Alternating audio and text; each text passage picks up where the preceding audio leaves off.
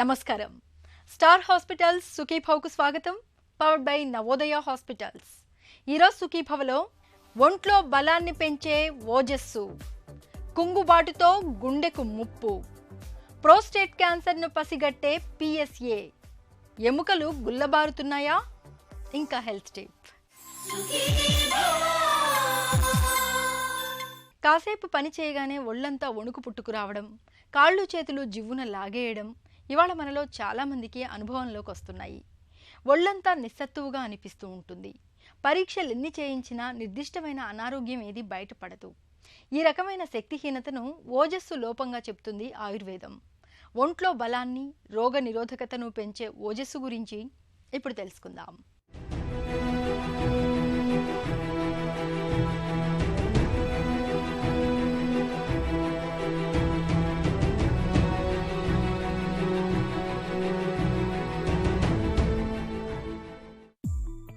మనిషిలో పనితనం తగ్గినప్పుడు, శరీరమంతా శక్తిహీనమైనప్పుడు, ముఖ్యంగా ఒక నిర్దిష్టమైన వ్యాధి అంటూ ఏది బయటపడనప్పుడు ఇంకే ఉంది, ఒళ్ళు పట్టుతప్పిపోయిందని అనుకుంటాం, బాధపడుతూ ఉంటాం.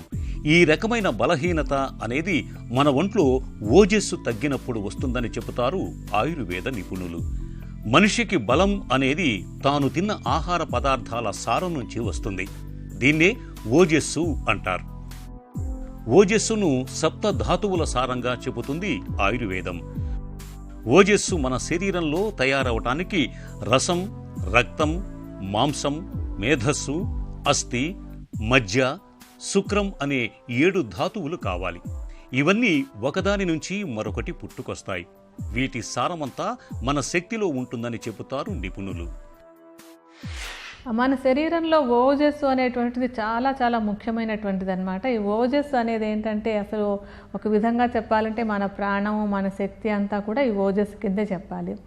ఓజస్సు 2 రకాలుగా ఉంటుంది. ఒకటి పరఓజస్సు అని, రెండోది అపరఓజస్సు అని చెప్పని. ఈ పరఓజస్సు అనేటువంటిది మనకి జన్మతః మనం పుట్టినప్పుడే వచ్చేస్తుంది. అది వచ్చిన దాన్ని అది తొందరగా అంటే బయట ఆహార విహార వల్ల దేని వల్లనో తొందరగా అది ఎఫెక్ట్ అవ్వదు. అది మన లైఫ్ లాంటిది అనమాట. మన ఆయుర్దాయానికి కారణమైనటువంటిది పరఓజస్సు అని చెప్తాం. ఇది ఒక పక్కన ఉంటుంది. దాన్ని మనం ఏమి చేయగలిగింది ఏం లేదు. రెండోది ఏంటంటే అపర ఓజస్సు అని చెప్తాం. ఈ అపర ఓజస్సు అనేటువంటిది శరీరంలో ఉండేటువంటి ప్రతి కణంలోనూ ఉంటుందన్నమాట. మన కణాలన్నింటిలోనూ ఉండేటువంటి ఒక శక్తి అపర ఓజస్సు. ఈ అపర ఓజస్సు అనేటువంటిది శరీరంలో తయారవడానికి ఎట్లాగంటే మనకి రసము, రక్తము, మాంసము, మేధస్సు, అస్థి, మజ్జ, శుక్రం అని 7 ధాతువులు ఉంటాయి. ఈ 7 ధాతువులు కూడా ఒకదాని నుంచి ఒకటి పుడతాయి అన్నమాట. రసం నుంచి రక్తము, రక్తం నుంచి మాంసం, అలా ఒక్క ధాతువు నుంచి రెండో ధాతువు పుట్టుకుంటూ వస్తుంది. ఆఖరి ధాతువు శుక్రధాతువు. అయితే ఈ 7 ధాతువుల్లోంచి సారం అంతా కలిసి అపర ఓజస్సుగా తయారవుతుంది. అంటే మన పూర్తి ఎనర్జీ, మన పూర్తి శక్తి అంతా కూడా ఈ అపర ఓజస్సులో ఉంటుందన్నమాట. ఈ అపర ఓజస్సు అనేది మళ్ళీ 3 రకాలుగా ఉంటుంది. సహజము, తర్వాత కాలకృతము, యుక్తికృతము అని చెప్పి. ఈ సహజం అనేటువంటిది జన్మతఃగా మనకి తల్లిదండ్రుల నుంచి వచ్చేది అనమాట. జెనెటిక్గా వచ్చేటువంటి దాన్ని సహజ ఓజస్సు అంటాం. అలాగే కాలకృతం అనేటువంటిది ఏంటంటే కాలంతో పాటు, అంటే మన శరీరానికి వచ్చేటువంటి వయస్సుతో పాటు మారేటువంటిది. అలాగే ప్రకృతిలో ఉండేటువంటి కాలంలో కూడా దానికి ప్రభావం ఉంటుంది. అది ఎలాగంటే మన ఋతువులలో 6 ఋతువులని ఆదాన కాలం, విసర్గ కాలం అని ఆయుర్వేదంలో చెప్తూ ఉంటాము. అందులో ఆదాన కాలం అనేటువంటి సీజన్లో వసంత, గ్రీష్మ, తర్వాత వర్ష ఋతువు, ఈ 3 ఋతువుల్లో కూడా ఈ ఓజస్సు మనకి తక్కువగా ఉంటుంది. అదే శరద్ ఋతువు, హేమంత ఋతువు, తర్వాత శిశిర ఋతువు వచ్చేసరికి సహజంగానే మనలో ఉండేటువంటి ఓజస్సు పెరుగుతుందన్నమాట. సో ఆ విధంగా కాలం వల్ల వచ్చేటువంటి మార్పుల వల్ల కూడా మనలో ఓజస్సులో కొంత మార్పులు వస్తూ ఉంటాయి. అయితే ఇంకేంటంటే యుక్తికృతం అనేటువంటిది ఒకటి ఉంటుంది. ఈ యుక్తికృతం అనే ఓజస్సే మన చేతిలో, మన కంట్రోల్లో ఉండేటువంటిది అనమాట. ఈ యుక్తికృతమైనటువంటి ఓజస్సు మనం తినేటువంటి ఆహారం వల్ల, తర్వాత మనం చేసేటువంటి విహారం వల్ల, మనకి అనారోగ్యాలు వచ్చాయా, బాగున్నామా అనేటువంటి అంశాల వల్ల వీటన్నింటి మీద కూడా ప్రభావితం అవుతూ ఉంటుంది. సో ఈ యుక్తికృతం అనేటువంటి ఓజస్సుని బాగా మెయింటైన్ చేసుకోవడం మన చేతుల్లో ఉంటుంది. మన శరీరంలో అత్యంత ముఖ్యమైనది మన ప్రాణం. మన శక్తి అంతా దీనిలోనే ఉంటుంది. ఇది పరఓజస్సు, అపర ఓజస్సు అనే రూపాల్లో 2 రకాలుగా ఉంటుంది. పరఓజస్సు అనేది జన్మతః పుట్టుకతో వస్తుంది. అపర ఓజస్సును మనం ఆహార విహారాలు, వ్యాయామంతో పాటు ఇతరత్రా అంశాలపై ఆధారపడి సంపాదించుకుంటాం. ఓజస్సును సప్త ధాతువుల సారంగా చూస్తాం కాబట్టి అన్ని ధాతువుల పోషణకు అవసరమైన పోషక విలువలు మన ఆహారంలో ఉండి తీరాలి. అయితే మంచి పోషకాహారాన్ని తీసుకుంటున్నప్పటికీ కొంతమందిలో ఓజస్సు తక్కువగా ఉంటుంది. బాల్యం, వృద్ధాప్యంలో ఓజస్సు తక్కువగా ఉండటం సహజమే.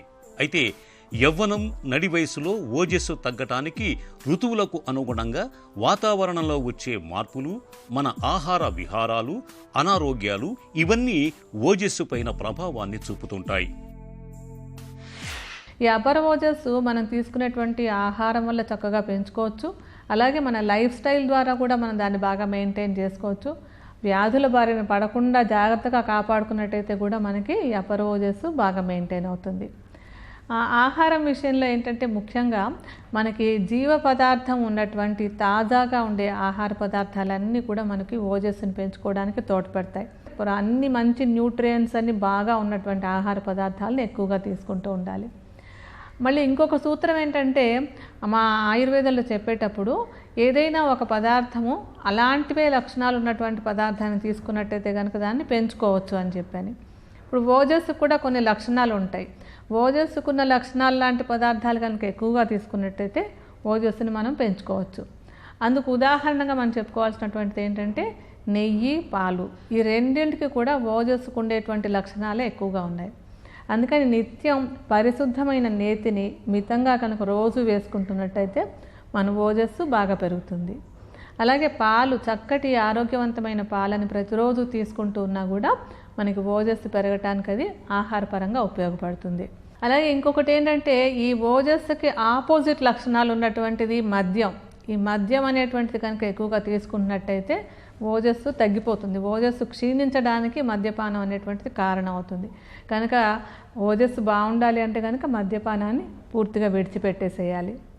అలాగే ఇంకా ఏంటంటే ప్రతిరోజు కొంత వ్యాయామం అది చేస్తున్నట్టయితే కనుక మనకి మన ఓజస్ అంతా కూడా బాగా మెయింటైన్ అవుతుంది. హాయిగా సంతోషంగా ఉండడం కూడా చాలా అవసరం. ఎందుకంటే చక్కగా సంతోషంగా ఆనందంగా ఉన్నట్టయితే మన ఓజస్సు బాగా మెయింటైన్ అవుతుంది. ఎందుకంటే మన మైండ్ కనుక బాగున్నట్టయితే మన ధాతువులన్నీ సరిగ్గా ఉంటాయి. ఆ ధాతువుల సారమైనటువంటి ఓజస్సు కూడా బాగుంటుంది. అలా కానట్టయితే కనుక ఏంటంటే ఓజస్సు అంటే మనకి బాగా బాధగా ఉండడం, కోపంగా ఉండడం, టెన్షన్గా ఉండడం ఇలాంటి లక్షణాలు ఎక్కువగా ఉన్నట్టయితే వాటి వల్ల ఓజస్సు తగ్గిపోతుంది, క్షీణించిపోతుంది అన్నమాట. సో ఇలాంటి అంశాలన్నీ కనుక దృష్టిలో ఉంచుకున్నట్టయితే ఏంటంటే మనం మంచి ఆహారం తీసుకోవడం, మనసు ప్రశాంతంగా ఉంచుకోవడం, రోజు కొంత వ్యాయామం చేయడం, వీటన్నింటి ద్వారా మన లోపల ఉండేటువంటి మన శక్తి, ఈ ఓజస్ అనేటువంటిది, ఆ శక్తిని మనం మెయింటైన్ చేసుకుంటే మనం రోగాల బారిన పడకుండా ఉండడానికి మనకే ఒక రక్షణ కవచం ఏర్పడుతుంది. పుట్టుకతోటి సహజంగా వచ్చే ఓజస్సు విషయంలో మనం ఏం చేయలేకపోవచ్చు. కానీ కాలంతో పాటు ఆహార విహారాలు, ఇతర అనారోగ్యాలతో ప్రభావితమయ్యే ఓజస్సు విషయంలో మనం ముందు నుంచి తగిన జాగ్రత్తలు తీసుకునే వీలుంది. ఓజస్సును పెంచుకునేందుకు రోజువారీ ఆహారంలో జీవ పదార్థం దండిగా లభించే తాజా ఆహార పదార్థాలని ఎక్కువగా తీసుకోవాలి. మనం తిన్న ఆహారం రసధాతువుగా మారుతుంది. రసం నుంచే అన్ని ధాతువులు పుట్టుకొచ్చి ఓజస్సు తయారవుతుంది. ఓజస్సు లక్షణాలను ప్రతిఫలించే నెయ్యి, పాల వంటి ఆహారాలను తీసుకుంటే ఓజస్సు బాగా పెరుగుతుంది. మద్యం ఓజస్సును క్షీణింపజేస్తుంది. మద్యానికి దూరంగా ఉండాలి. ప్రతిరోజు కొంత వ్యాయామాన్ని చేస్తూ ఉండాలి. సంతోషంగా ఉండటం కూడా చాలా అవసరం. ఆనందం ఓజస్సును పెంచుతుంది. మనసు ప్రశాంతంగా ఉంటే మన ఆలోచనలు కూడా బాగుంటాయి. ఇలాంటప్పుడు ఓజస్సు కూడా బాగుంటుంది. నిత్యం నెయ్యి, పాల వంటి సహజమైన ఆహారాల్ని ఎక్కువగా తీసుకోవడం, కాసేపైనా వ్యాయామం చేయడం ద్వారా ఒంట్లో ఓజస్సును చక్కగా పెంచుకోవచ్చు. స్టార్ హాస్పిటల్ సమర్పించు హెల్త్ న్యూస్ మీకోసం.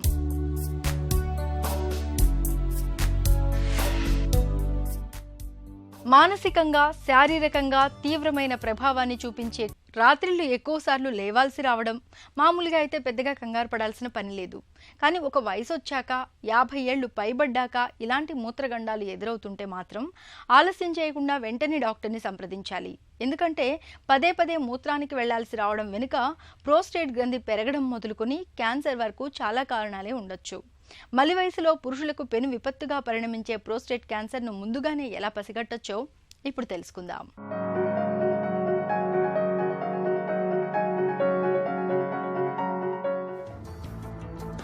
ప్రోస్టేట్ క్యాన్సర్ జీవితపు ఆఖరి మజిలీలో పురుషుల పాలిట ప్రాణాంతకంగా పరిణమిస్తూ ఉంటుంది.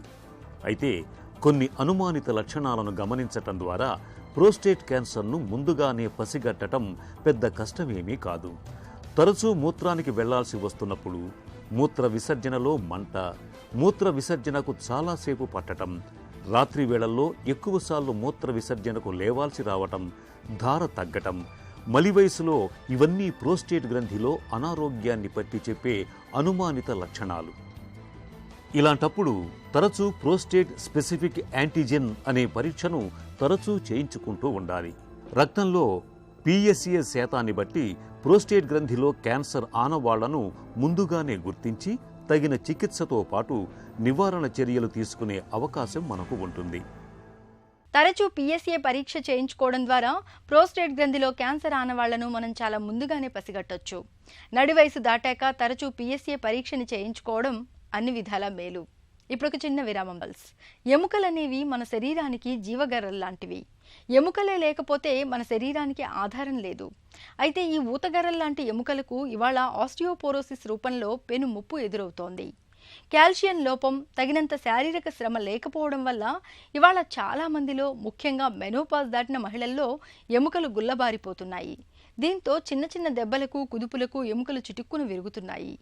జీవగర్రల్లాంటి ఎముకల్ని గుల్ల చేసే ఆస్టియోపోరోసిస్కు కారణాలు, పరిష్కార మార్గాల గురించి డాక్టర్ని అడిగి ఇప్పుడు తెలుసుకుందాం.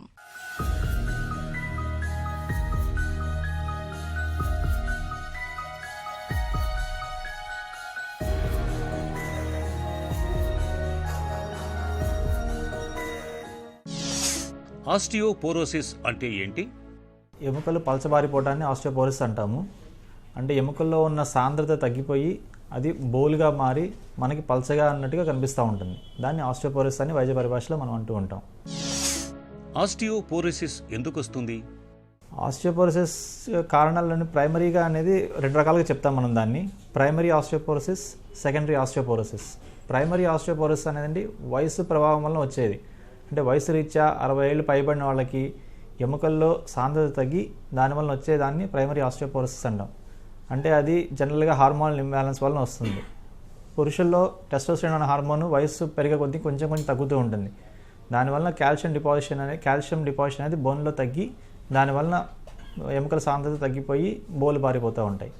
ఉమెన్లో కూడా వాళ్ళలో ఈస్ట్రోజన్ హార్మోన్ అనేది ఉంటుంది. మెనోపాజ్ 45-50 ఏళ్ళు రాగానే ఆ మెనోపాజ్ వలన ఆ ఈస్ట్రోజన్ హార్మోన్ ప్రొడక్షన్ అనేది తగ్గిపోతుంది. దానివల్ల ఎముకలో ఉన్న సాంద్రత తగ్గిపోతుంది. అది ఆస్టియోపోరోసిస్ కారణాలుగా చెప్తాం. రెండవది సెకండరీ కాజెస్ అంటే వయసు రీత్యా కాకుండా వేరే రకంగా ఎముకల సాంద్రత తగ్గిపోతే దాన్ని సెకండరీ ఆస్టియోపోరోసిస్ అంటాం. ఇది ముఖ్యంగా చెప్పాలంటే క్రానిక్ లివర్ డిసీజ్ వలన కానీ, కిడ్నీ వ్యాధుల వలన కానీ రావచ్చు. మరీ ముఖ్యంగా ఈ మధ్య కాలంలో మనం చూసేది ఏంటంటే ఎక్కువగా జనాలు గ్యాస్ ప్రాబ్లం ఉందని చెప్పి గ్యాస్ సంబంధించిన మందులు వాడుతూ ఉంటారు. అది లాంగ్ రన్లో దానివల్ల కూడా కొంచెం ప్రభావం పడుతుంది.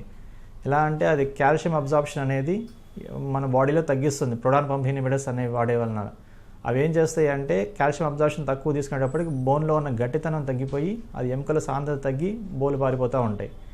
ఇంకోటి మనం తెలుసో తెలియకో ఈ మధ్య కాలంలో ఎక్కువ మంది స్టిరాయిడ్ యూసేజ్ ఎక్కువ చేస్తున్నారు. ఆ స్టిరాయిడ్ యూసేజ్ వల్ల ఏమంటే ఎముకలో చిన్న చిన్న రంధ్రాలాగా పడి దాని పటుత్వం కోల్పోయి ఎముక బోలు బారిపోతూ ఉంటుంది. సో ఇది సెకండరీ ఆస్టియోపోరోసిస్ కింద కారణాలుగా చెప్పుకోవచ్చు. మహిళల్లో ఎముకలు గుల్లబారటం ఎందుకు ఎక్కువ? మహిళలు 45-50 ఏళ్ళు వచ్చేటప్పటికి వాళ్ళకి మెనోపాజ్ స్టేజ్ స్టార్ట్ అవుతుంది. ఈ మెనోపాజ్ అప్పుడు ఏంటంటే మామూలుగా ఉత్పత్తి అయ్యేటువంటి ఈస్ట్రోజన్ హార్మోన్ ఉత్పత్తి కాదు. ఈ ఈస్ట్రోజన్ హార్మోన్ అనేది ఎముకల్లో పటుత్వం పెంచడానికి ఉపయోగపడుతుంది. ఎప్పుడైతే ఆ హార్మోన్ ఉత్పత్తి ఆగిపోయిందో వీళ్ళల్లో ఆ ఎముకల పటుత్వం అనేవి కోల్పోయి ఎముకలు బోలు బారిపోతూ ఉంటాయి. ప్రత్యేకంగా మనకి ఆస్టియోపోరోసిస్ వచ్చింది అని మనం చెప్పడానికి లేదు. అదేంటంటే కొన్నిసార్లు అకేషనల్గా హాస్పిటల్కి వచ్చి ఎక్స్రే తీసుకున్నప్పుడు డాక్టర్ గారు చూసి దాంట్లో ఎముకల సాంద్రత తగ్గిందని ఐడెంటిఫై చేయొచ్చు. రెండోది ఏంటంటే క్లినికల్గా చెప్పాలి అంటే కొన్నిసార్లు కొంతమందికి సడన్గా వంగిపోవడం మొదలు పెడతారు. లేదంటే ఎముకలు అంతా వంగి గూల్లాగా వచ్చి నొప్పి రావడం మొదలవుతుంది. ఇదేంటంటే వెన్నుపూసలో ఉన్న ఎముకలు మెత్తబడిపోవడం వలన అది గూల్లాగా వచ్చి వాళ్ళకి నొప్పిలాగా మొదలవుతుంటుంది.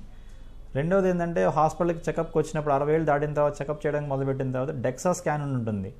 అంటే అది ఎముకల సాంద్రత తెలుస్తుంది మనకి. తొంటి ఎముక దగ్గర కానీ, కాలు దగ్గర కానీ, మన మణికట్టు దగ్గర కానీ ఎముకలో సాంద్రత చూస్తారు. దానివలన అది టీ స్కోర్, జెడ్ స్కోర్ అని 2 రకాలు ఉంటాయి. వాటి వలన ఆ స్కోరింగ్ సిస్టమ్ చూసి డాక్టర్ గారు దానికి ఆస్టియోపీనియా ఉందా, ఆస్టియోపోరోసిస్ ఉందా, అట్లా ఎముకల సాంద్రత గురించి చెప్పగలుగుతారు. ఆస్టియోపోరోసిస్తో తలెత్తే సమస్యలు ఎలా ఉంటాయి? ఈ ఆస్టియోపోరోసిస్ అనేది మనం పట్టించుకోకపోతే 60 పెద్ద వయసు వాళ్ళకి ఏముందంటే చిన్నగా నడుస్తున్నప్పుడు కానీ, లేదంటే మెట్లు ఎక్కుతున్నప్పుడు కానీ, బాత్రూమ్కి వెళ్ళినప్పుడు కానీ, అట్లా అంటే ఎక్కువ ఫోర్స్ లేకుండా కూడా కింద పడిపోయినప్పుడు ఎముకలు విరిగే ప్రమాదం చాలా ఎక్కువ శాతం ఉంటుంది. ఇప్పుడు హాస్పిటల్లో చూస్తే 70 ఏళ్ళు దాటిన వాళ్ళందరూ ఎవరినైనా కనుక్కున్నా కూడా చిన్నగా అట్లా నడుస్తూ పడ్డామనో, లేదంటే మెట్లు ఎక్కుతున్నప్పుడు, జారినప్పుడు, కింద పడినప్పుడు వెంటనే అసలు ఎటువంటి ఫోర్స్ లేకుండానే ఫ్రాక్చర్స్ అయిపోతూ ఉంటాయి. రెండవది ఏంటంటే ఈ వెన్నుపూస మీద కూడా ఎక్కువ పట్టుత్వం కోల్పోయినప్పుడు అది వాళ్ళు వంగి నడవడం, వీటి వలన ఏమవుతుందంటే మధ్యలో ఉన్న మృదుల డిస్క్ అంటాం, ఆ డిస్క్ మీద ఎక్కువ ఒత్తిడి పడినప్పుడు నరాల మీద ఒత్తిడి పడి కాళ్ళలోకి తిమ్మిలాగా రావడము, జాల్లాగా రావడం, ఇట్లాంటి ప్రమాదం ఉంటుంది వాళ్ళకి. ఆస్టియోపోరోసిస్ను ఎలా నిర్ధారిస్తారు? వాళ్ళు వచ్చినప్పుడు ఏమైనా వెముకల్లో బలహీనంగా ఉన్నప్పుడు ఎక్స్రే తీసి డాక్టర్ గారు చూసి సూచనలు చెప్తారు. రెండవది ఏంటంటే డెక్సా స్కాన్ అనేది ఉంటుంది. ఈ డెక్సా స్కాన్ అనేది ఏంటంటే ఎముకల్లో ఉన్న సాంద్రత ఎలా ఉందని తెలుపుతుంది. టీ స్కోర్ ద్వారా డాక్టర్ గారు చూసి దాన్ని ఏ గ్రేడింగ్లో ఉందో చూసి దాని ప్రకారం మందులు వాడటమా లేకపోతే ఏం చేయాలనే చెప్తారు. రెండోది ఏంటంటే ఎక్స్రేలో కూడా కొన్నిసార్లు మనకి ఈ ఎక్కడైతే ఎముక పల్చగా ఉంటుందో అక్కడ చిన్న ఫ్రాక్చర్స్ లాగా వస్తాయి, స్ట్రెస్ ఫ్రాక్చర్స్ అంటాం. ఈ స్ట్రెస్ ఫ్రాక్చర్స్ వచ్చినప్పుడు వాళ్ళకి తగు జాగ్రత్తలు తీసుకోవాల్సినట్టుగా చెప్పాల్సి వస్తుంది. ఆస్టియోపోరోసిస్కు చికిత్స ఎలా ఉంటుంది? ముందు జాగ్రత్తగా చెప్పుకోవాల్సింది ఏంటంటే వ్యాయామంతో కానీ, లేదంటే మనం తీసుకున్న ఆహార అలవాట్లు మార్చుకోవడం వల్ల కానీ, అంటే కాల్షియం ఎక్కువ ఉండేటట్లు అంటే పాలు ఉత్పత్తులు కానీ, లేదంటే డ్రై ఫ్రూట్స్, లేదంటే ఆకుకూరలు ఇవి తీసుకోవడం వల్ల కొంచెం ఆ కాల్షియం సప్లిమెంటేషన్ బాడీకి అందుతూ ఉంటే దాంతో కొంచెం వాళ్ళ ఎముకల్లో గట్టితనం వస్తుంది. రెండోది ఏంటంటే ఎక్సర్సైజ్ చూసినప్పుడు ఇట్లాంటి స్ట్రెస్ ఫ్రాక్చర్స్ కనుక మనం ఐడెంటిఫై చేస్తే వాటిని నివారించడం కోసం ముందుగానే ప్రొఫిలాక్టిక్గా ట్రీట్మెంట్ ఇవ్వగలుగుతాం. అంటే ముందుగానే దానికి రాడ్లు వేసి దాని సపోర్ట్ ఇచ్చి ఎముకలు విరగకుండా వాళ్ళకి ఇబ్బంది పడకుండా ఉండేట్లు చూసుకోగలుగుతాం. ఆస్టియోపోరోటిక్ ఫ్రాక్చర్స్ అనేవి చాలా మైన్యూట్గా ఉంటాయి. అవి కాకపోతే తీవ్రమైన బాధతో ఉంటారు కాబట్టి వాళ్ళని ఆపరేషన్ కంపల్సరీ చేసుకోవాల్సి వస్తుంది. అదేవిధంగా ఆపోజిట్ లెగ్ కూడా చూసి అది కూడా అదే పరిస్థితిలో ఉంది అంటే ముందుగానే ఆపరేషన్ చేయించుకోవడం ఉత్తమమైన పని. ప్రజెంట్ మెడికేషన్ ద్వారా అనేది ఏంటంటే మనం తీసుకున్న కాల్షియం కొంచెం సప్లిమెంటేషన్ బిళ్ళల ద్వారా మేము ఇస్తాము. రెండోది కాల్షియం తీసుకున్నది కొంచెం అబ్జార్ప్షన్ ఎక్కువ పెంచుకోవడం కోసం అని చెప్పి నోటి ద్వారా కానీ, ముక్కు ద్వారా కానీ స్ప్రేలు వస్తున్నాయి. ఆ స్ప్రే తీసుకుంటే ఆ తీసుకున్న కాల్షియం తొందరగా అబ్జార్బ్ అవుతుంది. కొంతమందికి ఆ స్ప్రే పడని వాళ్ళకి కానీ, లేకపోతే ఊపిరితిత్తుల ప్రాబ్లం ఉన్న వాళ్ళకి కానీ ఇంజెక్షన్ ద్వారా ఈ విటమిన్ డి అనే సప్లిమెంటేషన్ ఇవ్వగలుగుతాం. దాన్ని టెరిపారటైడ్ అని డైలీ వారీ కొంచెం డోస్లో ఇన్సులిన్ ఇచ్చినట్టుగా కొంచెం బాడీలోకి ఇంజెక్ట్ అవుతూ ఉంటుంది. దానివల్ల కాల్షియం బాడీలోకి ఎక్కువ వెళ్తూ ఉంటుంది. ఈ రోజు ఇంజెక్షన్ తీసుకోవడం కూడా ఇబ్బంది పడే వాళ్ళకి ఏమంటే సంవత్సరానికి ఒకసారి చొప్పున ఇంజెక్షన్ ఇస్తాము, జోరంటోనిక్ యాసిడ్ అంటాము. అది హాస్పిటల్లో ఉంచి వాళ్ళని కొంచెం జాగ్రత్తగా మానిటర్ చేసుకొని ఇవ్వాల్సి వస్తుంది. ఇంకా లేటెస్ట్గా అంటే ప్రస్తుతానికి మన ఇండియాలో అవైలబుల్ ఉంది బయోలాజిక్స్ అంటాము. బయోలాజిక్స్ కూడా రీసెంట్గా డెవలప్మెంట్ ప్రకారం అందరూ అన్ని హాస్పిటల్స్లో ఇంప్లిమెంట్ చేస్తున్నారు. వాటి ద్వారా కూడా కాల్షియం సప్లిమెంటేషన్ అనేది కొంచెం ఎక్కువ వెళ్తూ ఉంటుంది. ఆస్టియోపోరోసిస్ను నివారించుకోవచ్చా? ఆస్టియోపోరోసిస్ అనేది మనం ఇప్పుడు ప్రస్తుత పరిస్థితుల్లో కామన్గా చూస్తున్నాం కాబట్టి దాన్ని నివారించడం కోసం ముందు నుంచే మనం తగు జాగ్రత్తలు తీసుకోవాల్సి వస్తుంది. అంటే తొందరగానే మనం కొంచెం వ్యాయామ అలవాట్లు నేర్చుకోవడం కానీ, రోజు ఉదయం పూట 6:30 ఆ టైంలో కొంచెం సూర్యుడికి ఎక్స్పోజ్ అయితే విటమిన్ డి అనేది మనకి న్యాచురల్గా దొరుకుతుంది. రెండవది ఈ న్యాచురల్ ప్రాసెస్లో కాకుండా మనం డైట్ సప్లిమెంటేషన్స్ అంటే ఆహార నియమాలు కానీ, ఆహార అలవాట్లు కానీ కొంచెం మార్చుకొని మన డైట్లో పాలు పదార్థాలు ఉండేవి చూసుకుంటే వాటి వలన కాల్షియం ఉంటుంది. ప్రతిరోజు కనీసం ఒక గ్లాస్ పాలను తాగడాన్ని అలవాటు చేసుకోవడం, కాసేపైనా ప్రతినిత్యం ఎండకు నిలబడడం, చిన్న వయసు నుంచే స్కిప్పింగ్ వంటి వ్యాయామాలను చేయడం, మలి వయసులో ఎముకల్ని దృఢంగా ఉంచే తారక మంత్రాలు ఇవే. ఇక ఈరోజు కార్యక్రమాన్ని ముగించే ముందు స్టార్ హాస్పిటల్ సమర్పించే ఒక చిన్న చిట్కా మీకోసం. చలికాలంలో గొంతు బొంగురు సమస్యగా మారినప్పుడు వేడివేడి టీలోకి కొద్దిగా తేనెను కలుపుకొని తాగండి. తేనెలో ఉండే సహజ సిద్ధమైన యాంటీవైరల్ గుణాలు గొంతు బొంగురుకు కారణమైన వైరస్లను నాశనం చేస్తాయి. గొంతు బొంగురు ఇట్టే తగ్గిపోతుంది. సుఖీభవ కార్యక్రమానికి సంబంధించిన మీ విలువైన సూచనలు, సలహాల్ని వెంటనే మాకు రాయండి. మా చిరునామా Sukhibhava, ETV, Ramoji film city, Hyderabad 501